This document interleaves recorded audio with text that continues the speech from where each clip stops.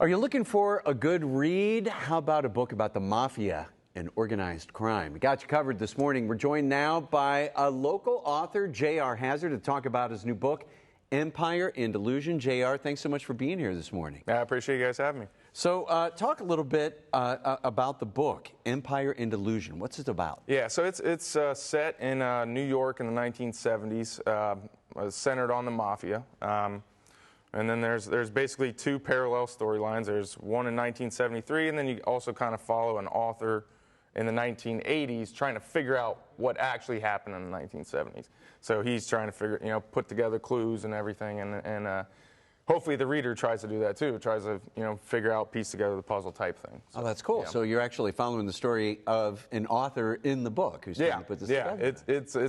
It's really truly at the core of it a story about an author. Yeah. Trying to create narratives and like how narratives are created and all those things, yeah. I know there have been, a number of not just books but also movies about that particular time period when it comes to like the Mafia, organized crime, sort of like a gritty era. What drew you to that, to write about it? So it's kind of a weird story, but like I always loved The Godfather, the movie. Mm-hmm.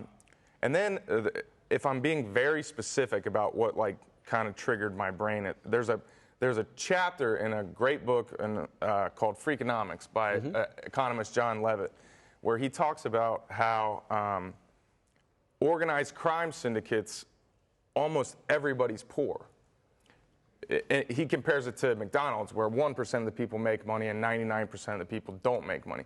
And so it was like, well, that's not what I saw. Like that's not what The Godfather was. Like that's not what Goodfellas was. Everybody was rich, And so that kind of sent me over a course of like, I don't know, like 5 or 6 years on like let's really figure out like what's going on here. And I've tried to play with that in the book of like the correlation between like poverty and criminality, basically. And I hope I did a good job of showing it in the book. When it comes to your narrative in this book, though, it's based off, it does mention some real-life events throughout the book? Yeah, definitely, because I wanted it, it's historical fiction, but I wanted it to be related to the actual history. And so there's a lot of like paraphrasing of like, because with the Mafia you have a lot of like first-person accounts because you have the tapes. You have tapes and you have court accounts and stuff like that. And so there is a lot of like paraphrasing of those things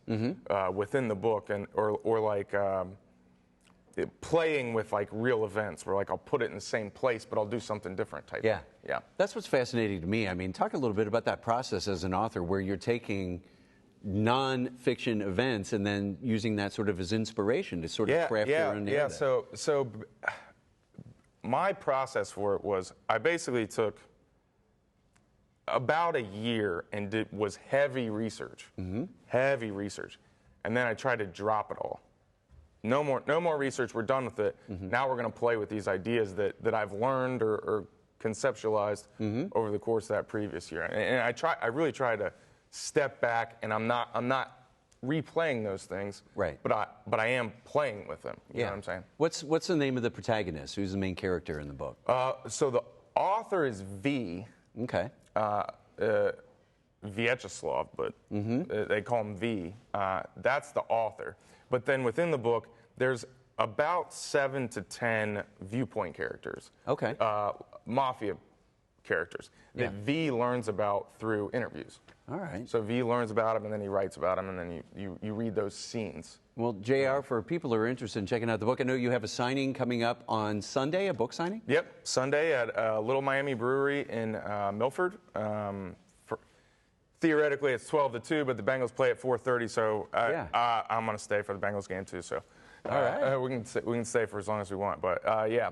All right. Well, it sounds good. J.R. Hazard, Empire in Delusion. Thanks so much for being here today. Good luck with the book. I appreciate it. Thank you.